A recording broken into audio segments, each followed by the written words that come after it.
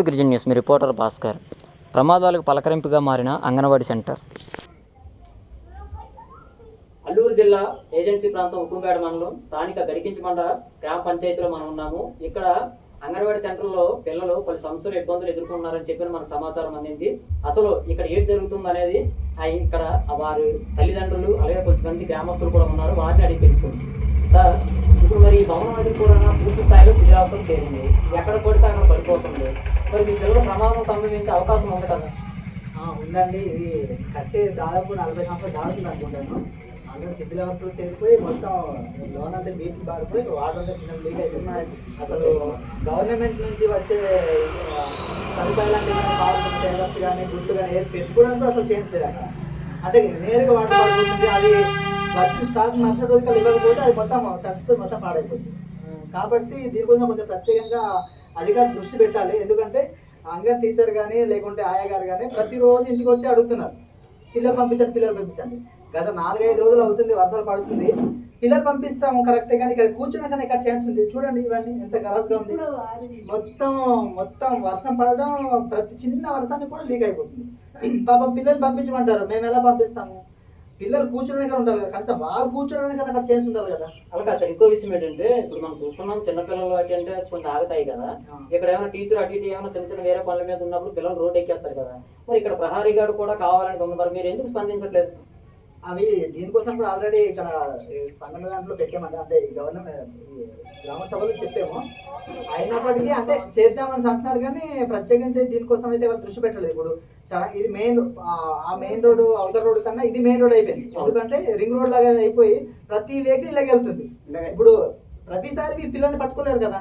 ఇప్పుడు ఏదైనా వీళ్ళు పనుల మీద వర్క్ మీద వీళ్ళు ఉన్నారనుకో, సడన్గా ఏ పిల్లలు బయటికి వెళ్ళిపోతారో తెలియదు. ఇప్పుడు ప్రహారీ ఉంటే ఇప్పుడు సడన్గా అక్కడ ఒక గేట్ మామూలు జస్ట్ గేట్ క్లోజ్ ఉంటే పిల్లలు సడన్గా వెళ్ళారు. ఇప్పుడు దానివల్ల కూడా మాకు ఒకసారి భయపడతారు. ఇప్పుడు అక్కడికి వచ్చి మేము డైరెక్ట్గా గేట్ లోన పెట్టేసి పిల్లల్ని దిగబెట్టేసి మేము వెళ్తున్నాం. ఎందుకంటే ఇప్పుడు పిల్లల్ని సడన్గా పంపిస్తాం అనుకో, ఏ బళ్ళు వస్తాయో తెలియదు, ఎటు నుంచి ఎలా వస్తాయో తెలియదు. రోడ్డు కూడా చాలా ఎప్పుడు రద్దీగా ఉంటుంది. చూడండి బళ్ళు కానీ ఇవి కానీ ఎప్పుడు తిరుగుతూనే ఉంటాయి.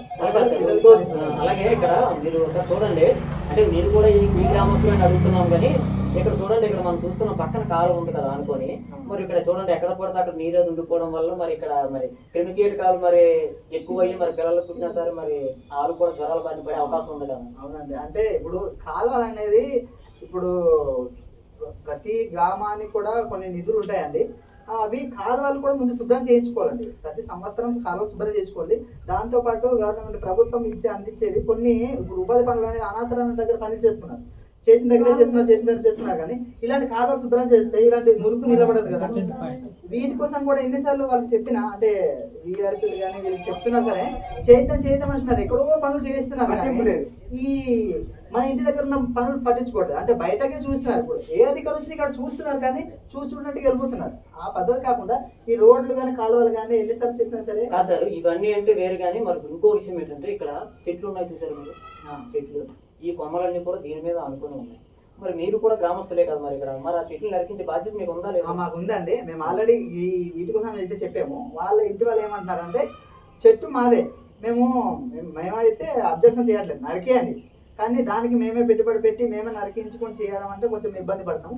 మీరు ఎవరైనా సరే గవర్నమెంట్ నుంచి ఎవరైనా సరే చెట్లు కట్ చేసే వాళ్ళు ఉంటే వాళ్ళైతే సెక్యూర్గా, అంటే పిల్లలు పడకుండా బిల్డింగ్ పడకుండా వాళ్ళైతే కట్ చేయగలరు. ఇప్పుడు మేమైతే ఎలా పడితే దబా నరికేస్తాం, ఎటు పడిపోయినా మాకు సంబంధం లేదు. కాదు సార్, ఇప్పుడు కొంతమంది పిల్లల తల్లిదండ్రులు అడిగాము ఇక్కడ మేము, అడిగితే వాళ్ళు ఏమన్నారు తెలుసండి, ఇక్కడ ఏంటంటే మాకు పిల్లల్ని పంపించడానికి ఇబ్బందిగా ఉంది పాఠశాల అంటే ఇక్కడ అంగన్వాడీ సెంటర్, మాకు ప్రమాదం జరగచ్చే ఉద్దేశంతో మేము పంపించమని చెప్పి రాబోయే రోజులు మేము పంపించము, ఇక్కడ నిర్మాణం చేపట్టి నూతన భవనం చేస్తేనే మా పిల్లలు పంపిస్తామనే సమాచారం మా దగ్గర నిజమేనా?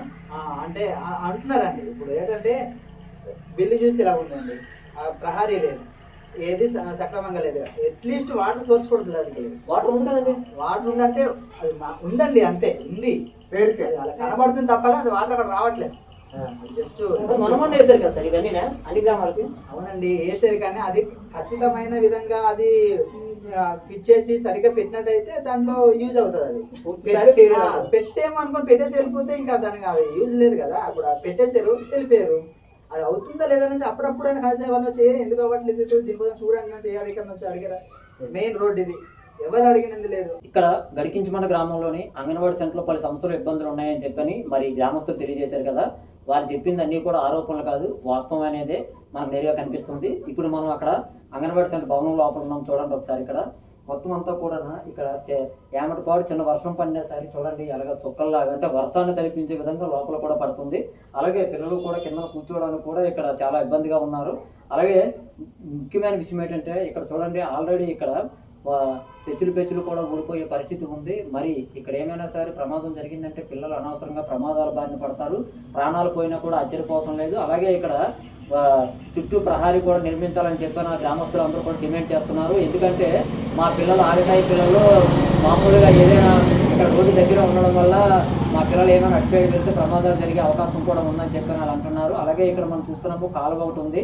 ఈ కాలువ కూడా ఎక్కడ పడితే అక్కడ చెత్త చెదారు నిలిపివేయడం వలన ఇక్కడ నుంచి వచ్చే క్రిమికీటకాలు ఇక్కడ ఈ పిల్లలు వాటి బారిన పడి జ్వరాలు కూడా గురవుతున్నారు. ముఖ్యంగా ఇక్కడ చూడండి, ఇక్కడ చెట్లు ఉన్నాయి. ఈ చెట్లు ఏంటంటే గాలికి ఏమైనా వర్షం పడితే గట్టిగా తప్ప జారి కానీ ఇక్కడ కానీ ఏ కొమ్మైనా సరే దీని మీద పడితే గ్యారంటీకి ఇది కూలిపోవడం వాస్తవం. మరి ఇప్పుడు ఇంత ప్రమాదం సంభవించి ఉన్నది కనుక తక్షణమే అధికారులు స్పందించి సమస్య పరిష్కారం చేయాలి. ముఖ్యమైన విషయం ఏంటంటే ఇక్కడ ఈ అంగన్వాడీ సెంటర్లో ఉంటున్న విద్యార్థులకి ఎటువంటి ప్రమాదం జరిగినా వాళ్ళకి ఏమైనా సరే దానికి బాధ్యులు అధికారులు అలాగే నాయకులు అని చెప్పిన ఈ గ్రామస్తులు అందరూ కూడా అంటున్నారు. మనం చూస్తున్నాం ఇక్కడ నిజంగా చిన్నపిల్లలు ఇక్కడ ఉన్నారు. వీరి ప్రాణాలు దృష్టిలో పెట్టుకొని తక్షణమే ఇక్కడ మాత్రం అధికారులు స్పందించి ఈ సమస్యలన్నీ పరిష్కారం చేయాలా. ముఖ్యమైన విషయం ఏంటంటే ఇక్కడ మంచినీటి సౌకర్యం కూడా లేదు. మంచినీటి సౌకర్యం కూడా ఏర్పాటు చేయాలని చెప్పి ఆయా గ్రామస్తులు కోరుతున్నారు. అలాగే ఇక్కడ ఈ పాఠశాల భవనం అంటే ఈ అంగన్వాడీ సెంటర్ భవనంలో గల సమస్యలు కొద్ది రోజుల్లో కానీ పరిష్కారం చేయకపోతే, వేగవంతంగా పరిష్కారం చేయకపోతే మా పిల్లలు అంగన్వాడీ సెంటర్ కూడా మేము పంపించమని చెప్పిన వాళ్ళు అంటున్నారు. ఇప్పటికీ కూడా మాకు చాలా భయాందోళనగా ఉందండి. మేము ఏమైనా వీళ్ళు అంగన్వాడీ సెంటర్కి వెళ్ళిన తర్వాత వాళ్ళు వచ్చే వరకు కూడా మేము ప్రాణాలు గుప్పిట్లో పెట్టుకొని ఉంటున్నామంటే, ఎందుకంటే ప్రమాదం కొంచెం ఉందని ఉద్దేశంతో అంటున్నారు. మరి ఏదైనా సమస్య పరిష్కారం చెయ్యాలి, లేని ఎడల మేము పిల్లలు పంపించమని చెప్పిన వాళ్ళు నేరుగా చెప్తున్నారు. మరి ఇప్పటికైనా సరే జిల్లా అధికారులు స్పందించి ఈ సమస్యలు గుర్తించి పరిష్కారం చేస్తారా లేదా గాలికి వదిలేస్తారా అనేది ప్రశ్నార్థకంగా మారింది.